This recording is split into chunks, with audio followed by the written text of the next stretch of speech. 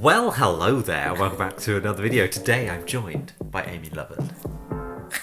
Hello. Jazz hands, you're so on brand. I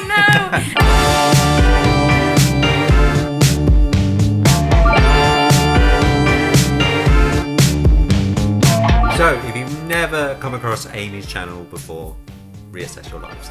Amy does musical theatre, general staginess. Yeah, basically talk about being a fan of theatre, being an actor, and do like covers and things as well. But today we're going to be talking a little bit about casting, because I'm sure you've had some auditions, many auditions. Yes, many all the auditions. Things. And this year in the film world that I'm also a part of, I've been doing a lot of casting. Yeah, I feel like we're probably the ones who speak about it the most because we're always moaning, you know.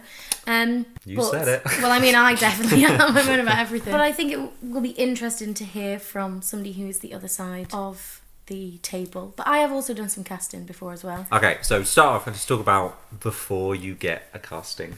So like headshots and things like that. So what is your take on headshots? The thing with headshots is a lot of people think, oh, it's just a picture of your head. But it's not at all. And I get a lot of questions from people who watch my videos who are like, oh, I took these on my phone. Do you think they're okay for a headshot? And it kind of breaks my heart to say, if you send that to an agent, they won't, be interested in taking it because it doesn't give a professional image. Even if your editing is amazing, a selfie is never going to be the same as a £300 headshot session. So I agree to an extent in the way that headshots are so important. One of the last things that I cast, we got about 500 applications for one part, and the main thing you're seeing is their name and their headshot, and that is how you immediately judge people, because you don't have time to like go in and look at their whole CVs and look at their show reels necessarily. But I think the main thing that I would like is having something that really captures you perfectly. Yeah. Like you say, it's your personality in a picture. And I don't like it when actors turn up and they just do not match their headshot. Like their headshot is like a beauty photo. Yeah.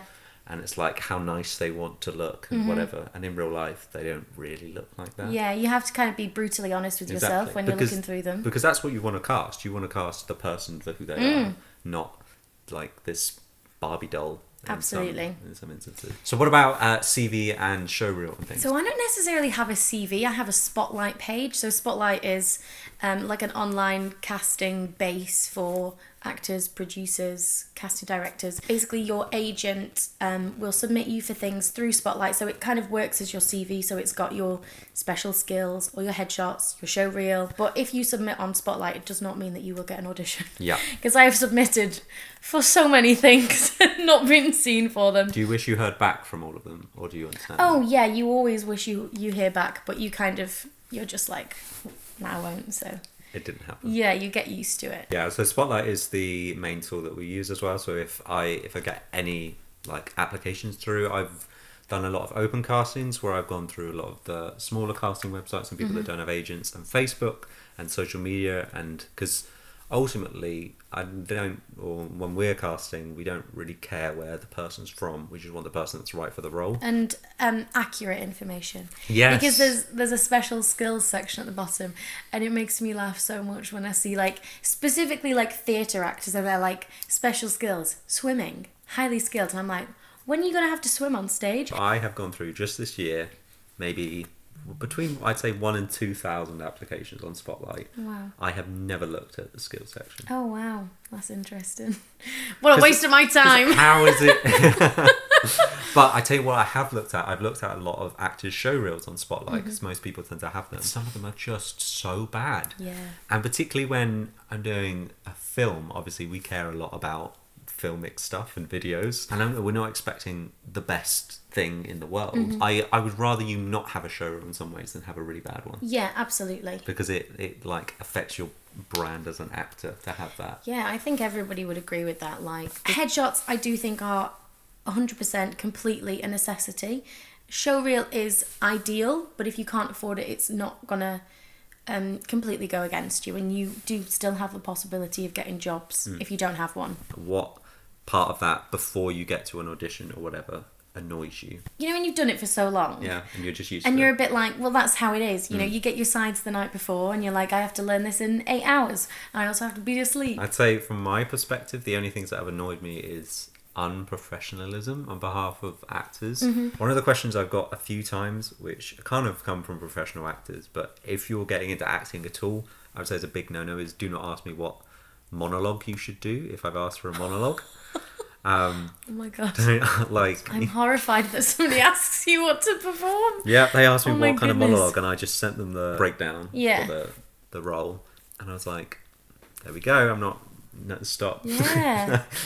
Oh my goodness. Another big thing, I was going to talk about it later, but being nice is number one piece of advice Yeah. to come from our side of the table, and probably the other way around as well, in the sense that if you're a nice person, you come across, and I end the brief interaction we have going, I'd like to work with that person, then at the very least I've remembered you and I'll think of you for a future project, even if you're not right. Yeah.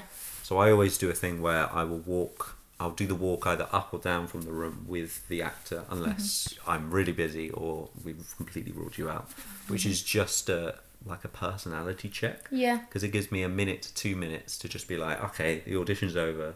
You can be your normal self and find out whether they're the kind of person you want to work with. And it's very rare that I've ruled people out based on that. But there have been a few people who, based on that walk, I've been like, no. Wow. Not working with this person. The whole thing is an audition. The moment you walk in the building. Oh god, yeah. And everybody that you come across in the meantime, like the person who is checking you in, will have a say. Yeah, the casting You know? assistants are spies. The person Yeah, downstairs signing you 100%. in, we go down and we always have like a debrief. Yeah, we have like a debrief where we're like, so who did you like? What person was like? What did they say? Yeah. What did they do? Whether they're right for the part will always be the number one thing. But whether you want to work with them, whether they're nice, and obviously like availability and looks are also considered. Yeah. And it is so off-putting when a casting director is not nice. I've done auditions where people are like eating their lunch through and you're there like trying to do a really emotional monologue and you're like, please stop eating your lab apple. When you were in training, were you encouraged to ask questions about the scripts and things like that, depending on different rounds? It's very rare that you get, do you have any questions? I think maybe when you get further along the line. Do you wish they would give you the opportunity to ask questions?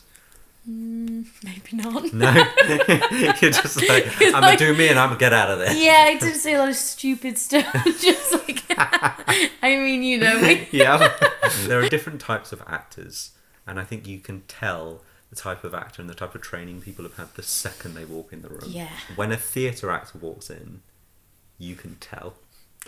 And like number one We're giveaway. a special breed. Number one giveaway is they'll do a monologue and they'll start and they're doing a Shakespeare monologue. And if you want to turn off a film producer or anyone in the world of film, do a Shakespeare monologue. Because immediately it's like, what do you want from us? Like, we don't, that's not us. Like, maybe it is a case of not being too experienced and that's why they've done it, but it's a common thing. And from good actors as well. That's what upsets me. And then the other thing, this is me ranting now about actors. Sorry. I've had Sorry on behalf of all actors everywhere. I've had this is like the other end. I've had people come in and do film extracts, which is quite rare. If we've seen the film, we're putting you up against that Hollywood actor. Yeah. And you're either saying you're better than them or you're a copy of them. Yeah, I was always told to never take a film extract in, ever.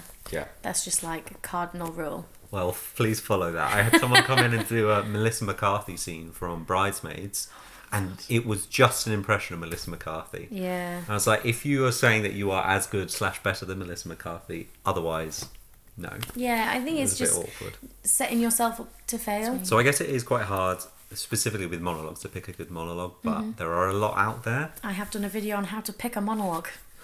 Card. About nerves.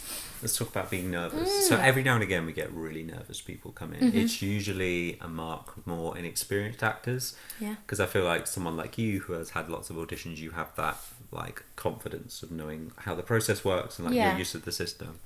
But when we do get people come in who are nervous or they're quite new, I'd say it's never really a problem because we just want to see the best that each individual person can do. Yeah. And I'd rather cast an actor who is perfect for the role, who was really nervous in their audition, than someone who's not quite right, who was like super confident. Yeah, there's so many things that you have to be confident but relaxed. Yeah. You have to be outgoing but chilled. Oh my goodness, it's very hard, isn't it? It is. And I think, Why do we do this? why do we? Cool. Well, thank you for joining me. Right. If you want more stagey videos, I'll leave her link in the description, Oh, and bless there'll be you. a bubble somewhere. Really? Love a bubble. Oh my goodness, how exciting. You get so excited. I love it. I know. That's all we got time for today. Thank you so much for watching me, and I'll see you soon.